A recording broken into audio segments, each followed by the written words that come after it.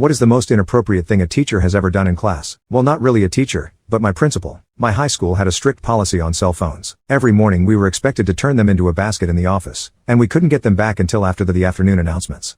During the last week of my junior year, I had a religion final. I usually kept my phone hidden in my locker, but that day I had totally forgotten about the exam and had left it in my bag. We were almost out of time for the exam, about 15 minutes left, when someone's phone went off. Everyone instantly looked at me since they knew I liked to keep my phone on me, but it wasn't. I usually turned it off to save battery. The classroom was so quiet, you could hear a pin drop. Ms. C slowly stood up, looked around the room and then walked into the hallway to call the office. I took this moment to rummage through my bag, find my phone powered off, and hide it in a thick folder. When she came back, she told everyone to stay behind so we could sort it out. The last 15 minutes of that final went by agonizingly slow. My heart was beating out of my chest as I tried to finish the short essay section. It wasn't my phone, so whose could it have been? What if my phone made some kind of noise because it had died? What if she finds my phone and I fail?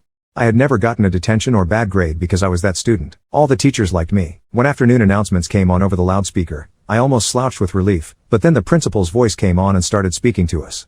Students in room L1, stay in your seats until further notice. A few minutes later, the principal's secretary came to our door. She made all of us line up single file. None of us were allowed to leave the room until she went through each and every one of our bags. She then instructed us to walk to my teacher and turn our pockets inside out to prove we didn't have any electronics. Mind you, this is only a religion final that the teacher made up, not even a state exam or anything that would really stop us from passing.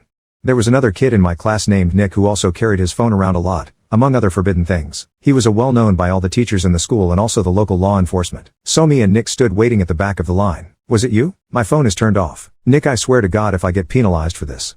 He shrugged and jumped in line ahead of me. We stood there for at least 40 minutes waiting for each person ahead of us to get cleared. When it was Nick's turn, I instantly knew it was him. He slowly took everything out of his bag as if trying to delay the inevitable. His bag ended up passing, but then the teacher checked his desk. Lo and behold, there was his cracked Samsung with a missed call. The teacher and secretary both walked him to the office and I was free to go home. But this isn't the end of it. As I walked upstairs to the main entrance, there was a group of boys standing outside the principal's door talking to Ms. C. Shit. I tried to speed walk to the door but not even 15 feet outside I hear my name. Sadie, come here. I crossed my fingers and hoped she would just tell me to not bring my phone to class and to not hang out with Nick, but she pulled me into a classroom.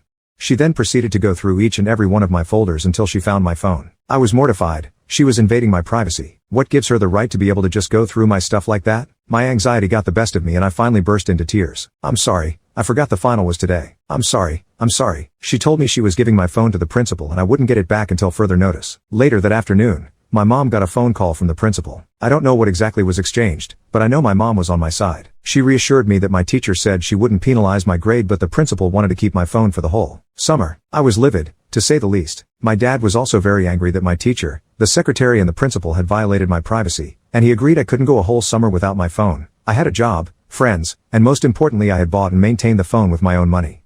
My dad told my mom to go to the office the next day and demand that they give me back my personal property. The one time I was thankful that my dad had a temper.